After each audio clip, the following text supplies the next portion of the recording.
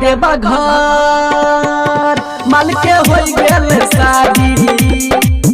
केना या देबा घर हो बाबा या देबा घर माल के हो गेल शादी हो ने दया बाबा भेलै बराबादी केना या देबा घर माल के हो गेल शादी हो केना या देबा घर हो बाबा या देबा घर माल के हो गेल शादी DJ good Madhubani DJ good Madhubani बोला बोला बाबा अमरनाथ की जय। मां लक्ष्मी रिकॉर्डिंग स्टूडियो बहेरी।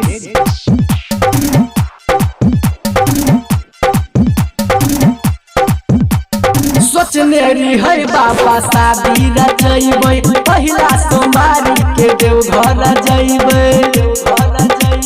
सुना न बाबा सोचने रही बाबा शादी रचैबै पहिला सोमवारी के देवघर जैबै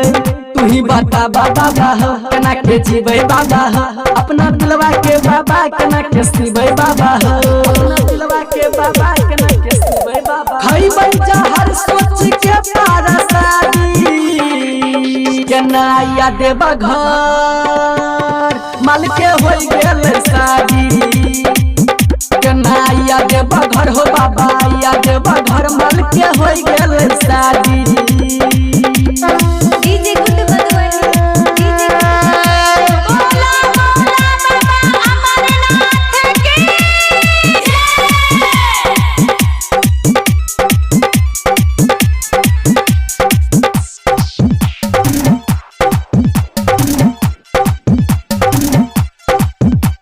सभे पर बाबा तू दया देखल हो प्यारे लाल सरोज के किया सतेल हो